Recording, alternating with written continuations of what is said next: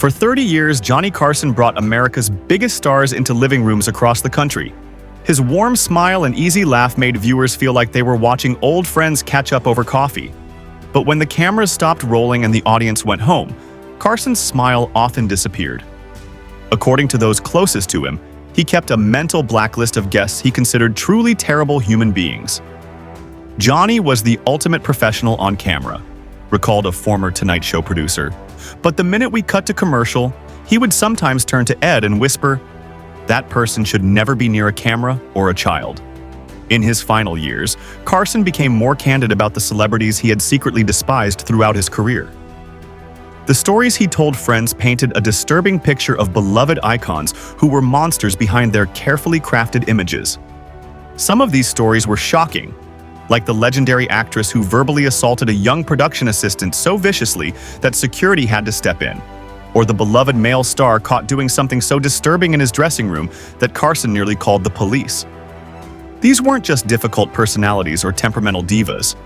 According to Carson, they were predators, abusers, and manipulators protected by the industry for decades. One of the first names on Carson's private list was Joan Crawford. On air, she embodied old Hollywood glamour with perfect posture and rehearsed charm. But off-camera, her behavior chilled the Tonight Show staff. Before her appearance in 1970, she submitted a 4-page memo with demands for lighting, furniture placement, and even studio temperature, exactly 67 degrees, no exceptions. She arrived 3 hours early with her own team, dismissing the show's award-winning makeup artists. While she curtsied to Johnny, she berated a young assistant who mistakenly entered her dressing room with water, calling the 20-year-old a brainless little nothing and demanding she be fired. The girl fled in tears while staff members stood frozen in disbelief. During taping, Crawford would instantly shift from a lifeless stare during breaks to animated charm when the cameras turned back on. Carson later said he had interviewed corpses with more personality. When Christina Crawford's book, Mommy Dearest, revealed her mother's alleged abuse, Carson wasn't surprised. He simply said, "I saw who she really was in those few hours." I believe every word Carson's issues with Frank Sinatra ran deeper than diva behavior. On air, the two appeared friendly, but Carson quietly despised the way Sinatra treated people. If he didn't sing, he'd be a mob enforcer, Johnny once told a friend. Sinatra arrived with intimidating entourages who spread through the studio like watchmen. Crew members said it felt like surveillance. During one taping, a floor manager gave Sinatra the standard 3-minute warning. Sinatra grabbed the man's tie and snarled that no one told him when to go on. Carson, watching on a monitor, nearly canceled the segment. On another occasion, Sinatra canceled an appearance just hours before taping simply because he wasn't in the mood. During a break, he insulted a female staffer's appearance, prompting Carson to snap back, "We don't talk about my staff that way here." Crew members noticed the rest of the interview grew icy. Afterward, Carson told producers to limit Sinatra to 1 appearance a year, an extraordinary move for a host who rarely interfered with booking decisions.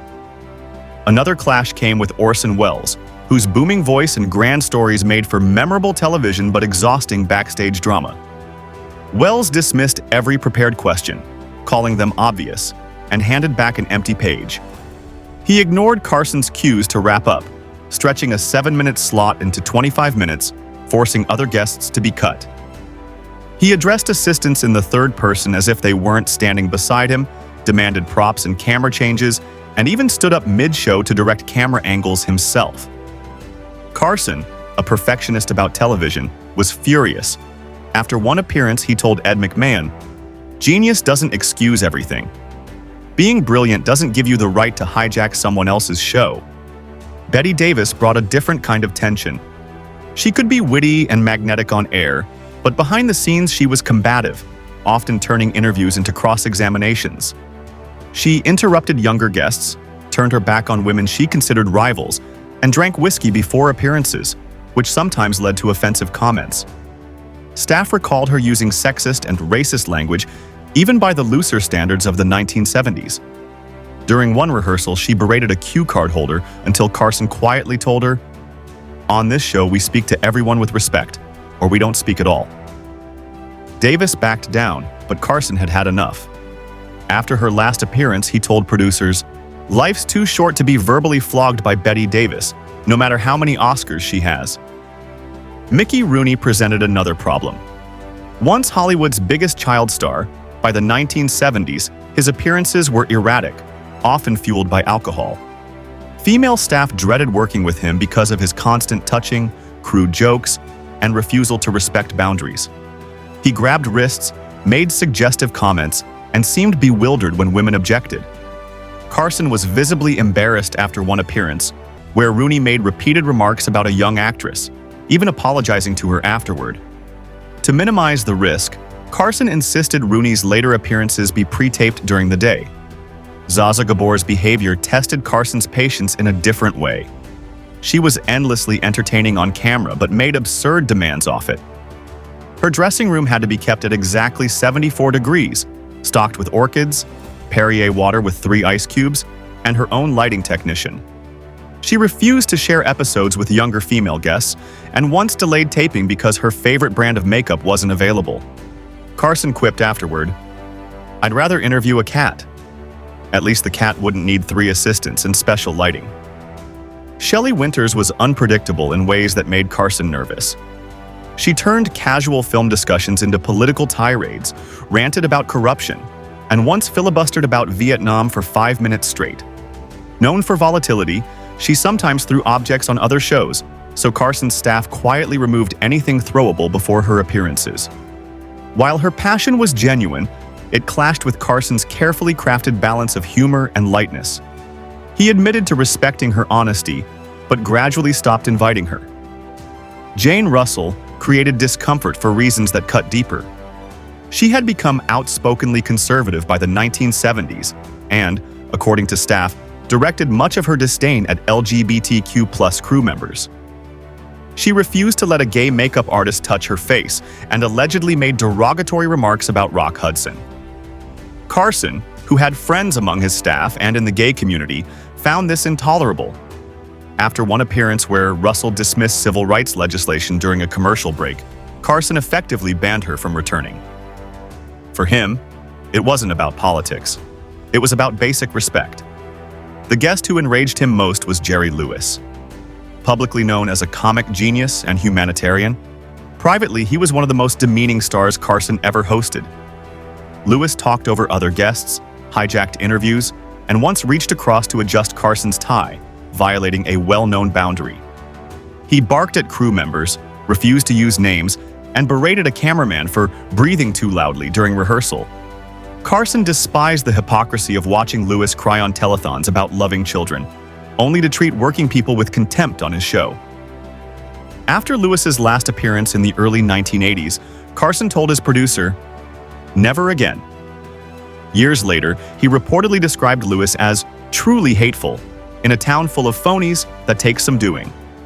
Carson's blacklist revealed more than personal grudges.